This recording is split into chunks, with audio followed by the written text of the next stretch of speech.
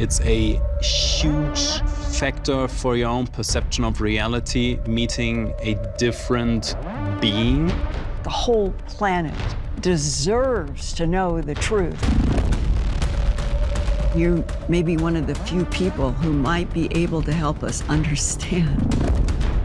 Species are brought together on a table and have diplomatic conversations This is with each other. happening? This is happening. Where? Give an example. What happened with you? This gray being enters the room. It's a strong, crisp frequency that your body reacts to. It's happening. It's happening behind the scenes. I mean, Tim, what is the true history of Earth?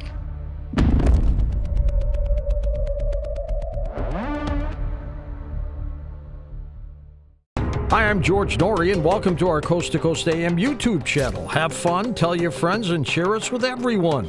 You can also find us on Facebook, Twitter, Instagram, TikTok, and Coast to Coast AM's mobile app. And always remember to log on to our website at coasttocoastam.com for daily articles, the best paranormal information, and all you need to know about your favorite guests.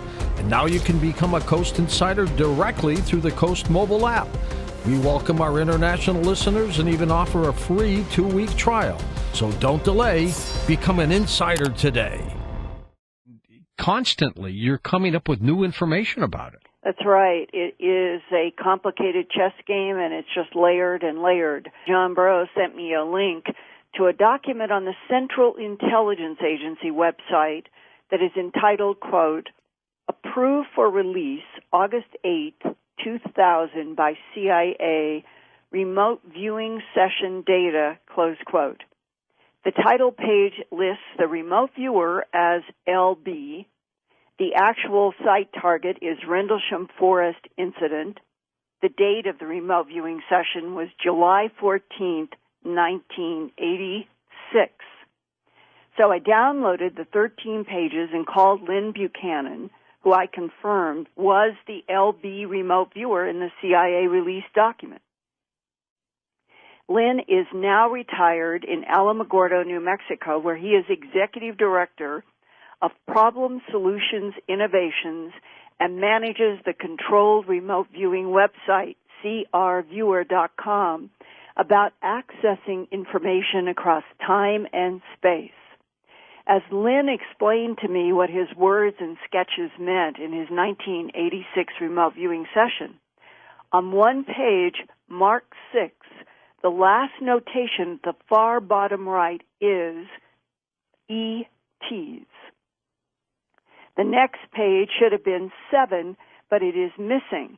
Lynn was surprised when he saw that the next page that should have continued about his ET notation skipped to page 8. Lynn Buchanan summarizes the content in his remote viewing of the Rendlesham Forest incident and his own experiences and knowledge with the ET presence on this planet and beyond. Now, first, some background. Leonard Lynn Buchanan was born in Waco, Texas on July 28, 1939. After high school, he joined the U.S. Army in 1957. Lynn was eventually stationed at the McGregor Ranges north of El Paso, where he worked as a technician in the Nike Ajax and Nike Hercules guided missiles program. After 3 years, Lynn Buchanan left the Army to work for IBM briefly and then earned a master's degree in foreign languages and returned to the United States Army in 1962 to be a Russian, German, and Mongolian linguist. Later on in 1984, Lynn was contacted by the Defense Intelligence Agency's General Albert Stubblebine, then in charge of all military intelligence gathering for the Army's Defense Intelligence Agency. General Stubblebine asked Lynn to join a DIA unit called, all caps, DT-S, based in an old condemned World War II mess hall at Fort Meade, Maryland, that was quite separated from the large, shiny National Security Agency complex. There, half a dozen talented men were testing their mind's abilities to access details about targets anywhere on Earth. When Lynn Buchanan went to work for DTS, the code word there was Stargate, and remote viewing had become operational to provide the DIA with intelligence collection. That meant controlled remote viewing was considered valuable enough to use in spy efforts. At that time, Lynn did not know anything about Rendlesham Forest or the black, glassy surface triangular craft that Staff Sergeant Jim Peniston sketched in his notebook in the early morning of December 26, 1980. At one point, Sergeant Peniston and Airman First Class John Burroughs were overcome by a great flash of white light, from which came a black triangle about 9 feet long each side, with a raised center about 6.5 feet high. Sergeant Peniston touched raised symbols at the front of the triangle, and his mind filled with binary code and telepathic communication, that the craft was from time travelers far in the future with a serious genetic problem. Going back in time to Earth was their emergency mission to harvest fresh genetic material to use as Band-Aids to stay alive in that far future. Lynn Buchanan's controlled remote viewing of the Rendlesham Forest incident at Fort Meade on July 14, 1986, was 24 years before Sergeant Peniston ever publicly discussed his telepathic download with binary code. Here now from Alamogordo, New Mexico, are some recorded excerpts from my recent discussion with Lynn Buchanan about his remote viewing practice of the Rendlesham Forest incident. It's smooth feeling, it's rising, it's going up, and it's curving. And I mentally ran my hand across it, and I got a squeak sound, and I wrote AOL, which is analytic overlay, like greaseless skin on a banister, if you've ever heard that sound, as you go down steps and you have your hand squeaking on the banister. Anyway, on the next page is a sketch. This is a stage 3 sketch. In stage 3, you don't just describe, you sketch what you're seeing and then can feel around this and get impressions of what you have drawn. I have black on the outside, and that's where the black, round, shiny part is. And then, right below black, I have cutaway view to the inside. I just sort of cut away the top of this black, shiny thing and looked down inside.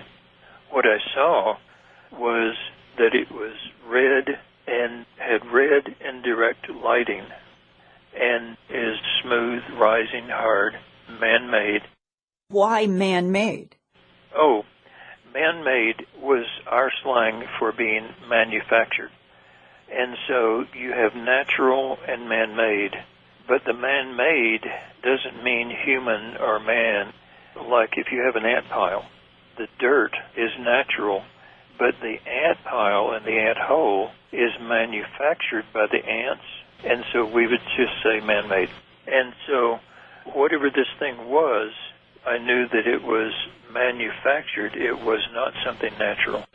I'm no longer in that area that has the dim red lighting. I'm now in yellowish lighting that's very dim and it's dull. And I'm in a curved place that's empty, and I realize that I'm in a passage now. I'm inside this thing. It's dark, it's noisy, it's empty. So I got that the driver of this vehicle is not in the vehicle. He's somewhere else. Like this object that you are remote viewing in Rendlesham Forest could be a drone that is not manned, but that the intelligence associated with this is somewhere else. Yeah, that's what I mean. And that's when I got AOL break. Oh, I'm viewing ETs. So move me back to the place with the yellow light. That's when I got an incubator. I definitely realized that this young person, whatever, was in the place of the yellow light and that it was an incubator. Putting my analyst hat on, I would tend to say from this one session that this craft was looking for an ideal place, and once it found it, that incubator would open up and provide a living space for whatever was in it. And you mean that the incubator in the black glassy craft, which is the outside version we have from the Pennison drawing, it would then deposit the extraterrestrial life forms in the incubator in a site on this planet to grow into whatever those extraterrestrials are. That would be the analysis of that one session, yes. Now, you did other remote views on RAF Bentwaters later on. What did you learn there, and how do other remote viewing sessions you did combined with this first one add up? I was tasked not with the interior or anything like that. I was tasked with finding the power source. In fact, I still didn't know really what the Bentwater thing was. I got the propulsion system was a very small, enclosed thing that didn't really hook up to the craft, but was in some way providing a field of energy around the craft. And it was in an enclosed container type thing. When I was told to mentally move into the container to find out what was going on, I was not able to do that. And this is the black box that you encountered in that very first July 14th, 1986 remote viewing. You didn't know where you were at the time, and you didn't know what it was. But when you were trying to see below the red light, when you went into the interior, you encountered this black box. That was it, yeah. And this box, this energy-type box, has come up in several other things. I know I was given the task of how the Coral Castle stones were moved, like Sacsayhuaman, that has, I think, 100-ton stones. Sacsayhuaman is in Cusco, Peru. Yeah. I've been there, and they're perfectly fitted together, these huge stones in rectangles. And there was a tasking about how those were moved. I've heard a lot of people say those were moved by sound and all that, but that's not what I got in my remote viewing session. I got that there was some kind of an object that emitted energy that could surround something and make it to where you could just pick it up. Right, it would neutralize gravity. Yeah. I had a task one time of the Utsuo Bune, which was an ET that landed in northern Japan in, I think, 1802. In that case, this female-looking being came out of the ship. She carried this box with her, and she never let anybody have this box. Itsurubune in Japanese means empty ship. The ship was open, and the people got in. They never could find a motor or anything that would make the ship move. And I think the box, whatever was in the box, was what made the ship move. Well, now we're talking in 2015, and you have accessed the extraterrestrials in controlled remote viewing more than once. What is your summary of the non-humans interacting with this planet, and why? While in the military, I was asked to do a survey of the material that never made it into the Blue Book because, they couldn't deny it. So they couldn't call it swamp gas. It was too real and proven. I got access to this and was asked to do a paper specifically on perceived psychic ability of the ETs as it relates to our ability. How psychic are they? And what I found was that there's not us and them. There's us and them and them and them and them and them and them and them. There are no telling how many thems out there, each with their own agenda. The end report that I gave was that all of the ETs, when it comes to psychic ability, can be broken into 4 different categories. You've got the friendly and unfriendly, and in each one of those categories, you've got the psychic and either not so psychic or not psychic at all. Now, in each of those 4 categories, you're going to have psychic grays who like us, psychic grays who don't like us, non-psychic grays who like us, non-psychic, and so on. And so you can't fit any one category. I mean, when it comes to the grays, There are grays from one place, grays from another place, grays from another place, and so on. There are just countless thems out there. But within each of these four categories, I had the non-psychic ETs who are friendly to us, and they're here for trade. Well, if it's one way, what are they taking? I happen to know the guy who's in charge of the technology transfer, and last time I saw him, he was kind of chuckling. He said, we're taking the stuff that they gave to us, improving it, and finding more uses for it, and making new stuff out of it, and now then they want that stuff, so they're trading us more stuff for what we improved that they gave us. This trade is with friendly grays? No, with friendly ETs. All different types of ETs. I like this story. Well, this is really an extraordinary step, and there's so much. I've got 3 parts at Earth Files now that lay out all of the 13 pages, so you get to see the original remote viewing that he did at Fort Meade for DIA on July 14th, 1986. You get to see the original pages. And it was while we were doing the interview, George, that Lynn, who has his own original copy down in Alamogordo, he said, Linda, one of the pages is missing. And the page that is missing is right after, at the lower right of the corner. You can see it at Earth Files. You can look through the documents. It says E.T.S. And the next page would have been going on about ETs, and it is missing. And he did not know that till we did this interview.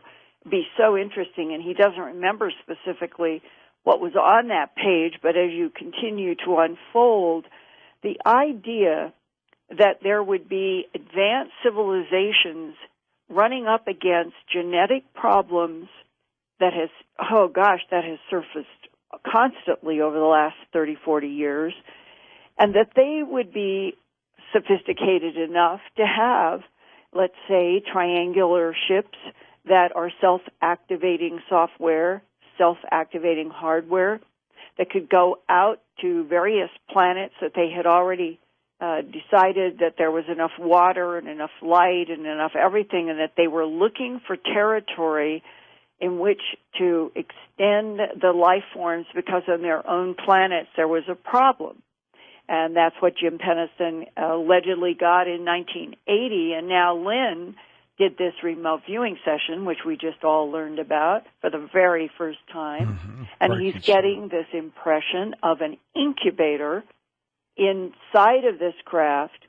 And what is really interesting, which we will get into in the next half hour, remember in Penniston, in all of the zeros and ones in the binary code, in addition to there was a notice. It was about this was an advanced exploration, and it had to do with pushing forward in the future, and there were things like that in the binary code. But there were also this list of several places on the planet in latitude, longitude.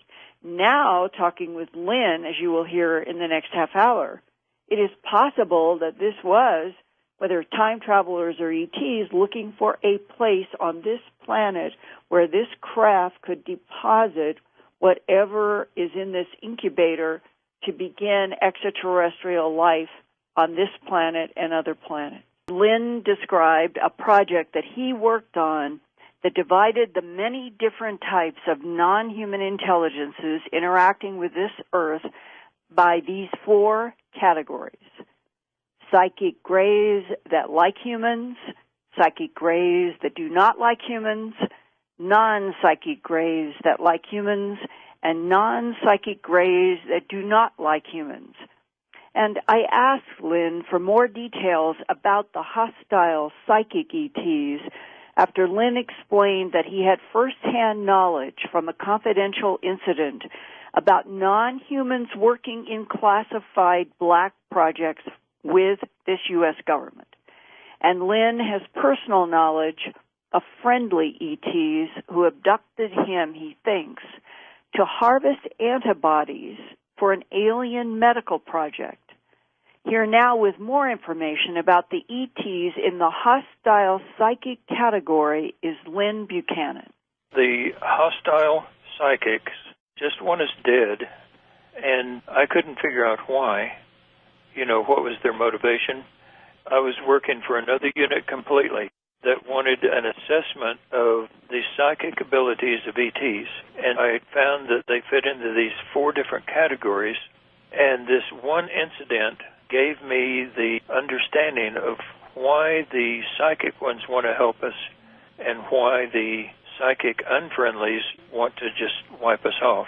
Okay, so the friendlies want to help us. Why? They have little range. Their ship comes in, they have to get right over you in order to mesmerize you, to abduct you, and freeze your mind. Why would they do that if they're friendly? Both the friendly and the unfriendly have to get right up on you. They have very little range, but they have very high psychic power. That's why their ship has to get right up over you. The friendly ones abduct us, too. Why do the friendlies? I know in my abduction, it was a medical group of ETs. But back to the paper. The reason is that our psychic ability is very weak, but we can see across the universe as easily as we can see across the room. In remote viewing, you mean? In remote viewing, yeah. Not only in remote viewing, but our natural psychic ability. That we have a bigger range than the extraterrestrials that are coming here and are naturally telepathic. That's right. They have stronger ability at close range. If they're not right over you, they don't have any psychic ability. Their range drops off immediately. If we develop our psychic ability to their strength and can see across the universe and across time, the friendly ones want to be on our side. And the unfriendly ones, they want to prevent us from ever doing that. And so their answer is just kill us all. Because we will be a force in the universe to be reckoned with if we have that ability and can see their plans ahead of time and space. If there are hostiles, you mentioned that we have some kind of weapon that we aim at the hostiles. Most people don't realize they've already seen it on TV. What? There was a video taken out of the window of manned space mission that we had where this light comes toward the Earth, and there's this beam that shoots across, and that light object turns around and zooms back out of the picture. You're saying we have a beam in video or photographs from the ISS? Yeah, it's been shown many, many times on TV. Why would humans have anything that would repel hostile extraterrestrials? Because we've met them and found out they're hostile. But how would we have technology that could repel something that is advanced beyond us? We're pretty advanced ourselves, and we have been making trades. So that some of the technology that we have is coming from friendly ETs that want to help us be able to repel the hostiles. Yeah, or that just want to make trades. You said that the hostiles get here by accident. What does that mean? The non-psychic hostiles. Remember, these are 4 categories of thousands of thems. The non-psychic hostiles don't come here because they don't like us. They don't want to deal with us. What would cause an accidental landing or encounter here on Earth? Well, they're not totally infallible. They punch in coordinates. They can punch in coordinates wrong, too. This was explained to me by the guy in charge of the technology transfer. We found out long ago that if you blow up something, it moves things. And so we developed internal combustion engines and jets and rockets. We're still just blowing something up. Many of them found out long ago that you can move things with magnets. So they look at us, and they see dials and gauges. So they're impressed with our technology as much as we're impressed with their technology. And like the guy said, many of the stuff that they're traded us, we have developed, and now we're trading back to them. Our ingenuity, our creativity is something that they see as being more advanced than they are. So what do you think was happening in Rendlesham Forest December 26 to 28, 1980? I have no idea.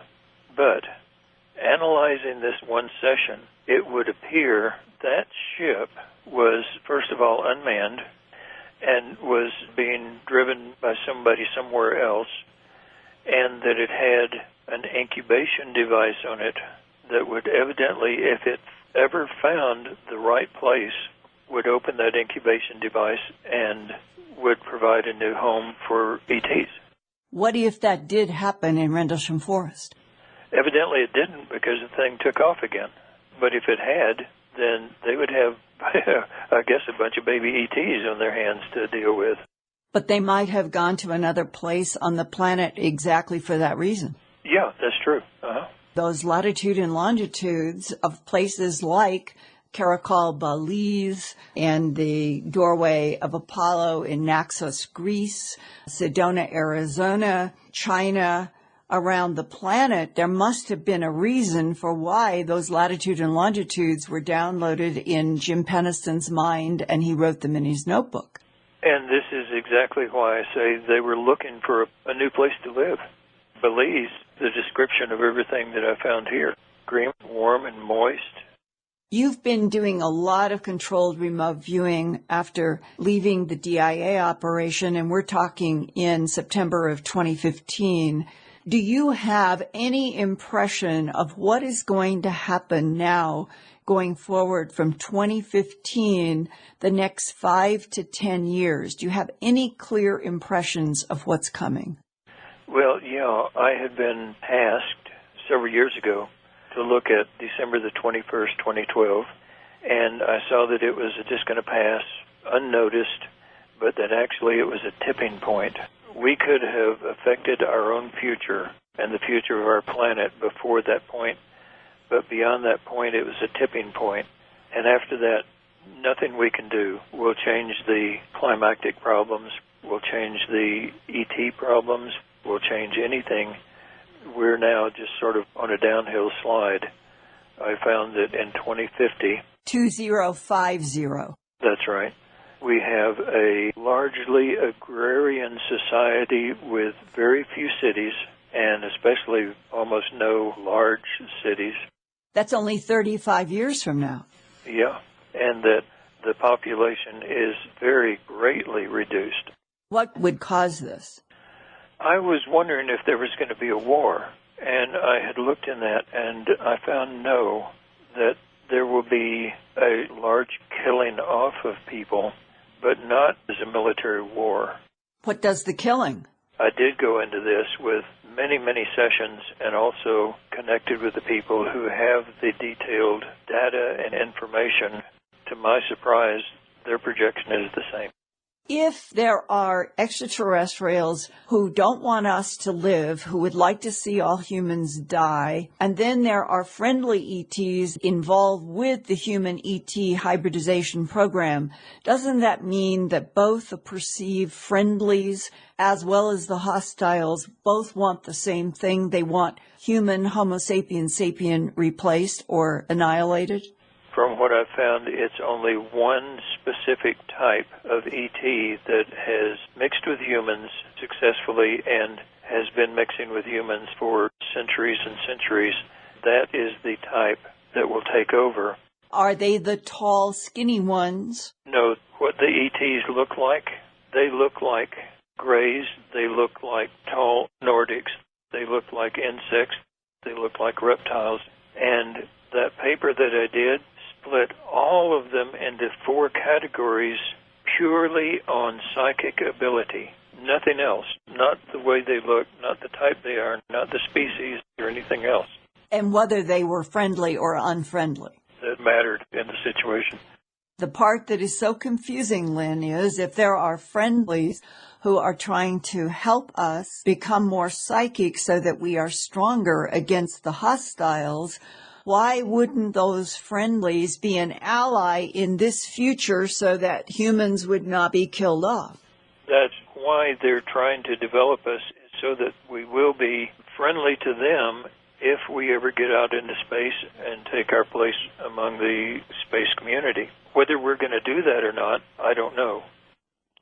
And now, having heard all of this, and you go back to the latitudes and longitudes that Prometheus Productions, working with their binary code analyzer, and me, Linda Howe, working with an astrophysicist and another scientist, and we all came up with these latitude longitudes, that the original, we'll call it the text part of the binary download into Peniston, said exploration of humanity, and then there were numbers, and then there was a latitude longitude, which there has been a lot of controversy about whether the astrophysicist was right. He insisted it was at the Town Hall Centre of Woodbridge, Suffolk, England, which is where R.A.F. Bentwaters, Woodbridge, and Rendlesham Forest were,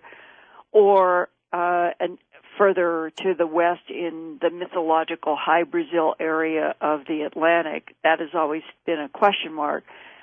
The next line was continuous for planetary, probably advance or advancement. Fourth coordinate, continue, and then letters, and it doesn't make much sense. But it then goes into Caracol, Belize, Sedona, Arizona, the Great Pyramid in Giza, Egypt, Nazca Lines in Peru, Taichung in China, the portal or door at the Temple of Apollo in Naxos, Greece. Then it says, eyes of your eyes, another latitude, longitude, and an origin year, 8100, which no one has ever been able to make sense of. But that eyes of your eyes inside of, and remember, this is December 26, 1980, and the masseuse, the idea, in talking with Whitley Strieber, that we have been dealing with non-human intelligences who have health problems, exploring their own wars and all of that, and they have the ability in some way that is incomprehensible that they can transfer their consciousness essence into the human container and operate inside. That may or may not be what the eyes of your eyes is referencing, that they were looking for a place where they could deposit with this craft whatever was in the incubator to begin living on Earth that would become assimilated on this planet. That is sort of the big picture look at this in combination with what Lynn had to say. And George, as you lay this out and you listen to this and you listen to Lynn Buchanan, do you think that there's any of this that could not be told to the Earth population? I think all of it can be. I think they're ready. They're ready for it. And so why? What else is there that keeps this bottled up? Is it pure power? Power, greed, money, loss of control. They probably figure if humans understand that this is real, they're going to want free energy. They're going to want free medical. They're going to want all these great things that I think the ETs could bring us. And they don't want to go there. Well, if we change our whole barter system and the planet is not driven by money, but perhaps would be driven by their souls, as the Pope was talking about in Washington or one of these presentations he made, it might finally turn into a win-win planet. That could be. That could be. Linda, it's one of those great mysteries of the haves and the have-nots. Well, and they don't want us to have. Bentwaters, though, is a key. I'm telling you, this is a key. And it is worth all of the work and trying to get down deeper and deeper and layer after layer. And if anybody out there listening tonight has any more firsthand information from December of 1980 at R.A.F. Bentwaters, please get in touch with me at earthfiles@earthfiles.com or on any other firsthand high strangeness or something going on in your local area. George, I've been getting swamped by booms again between the eastern shore of Virginia and Salisbury up in New Brunswick, Canada. These are amazing stories, and it makes me wonder, is there an Earth secret war taking place at a level that comes through in these bizarre booms on cycles? The Coast mobile app is now available for download on iPhones and Android devices. You can become an insider directly through this app. This is a great option for our international listeners, and new users will also receive a free 2-week trial.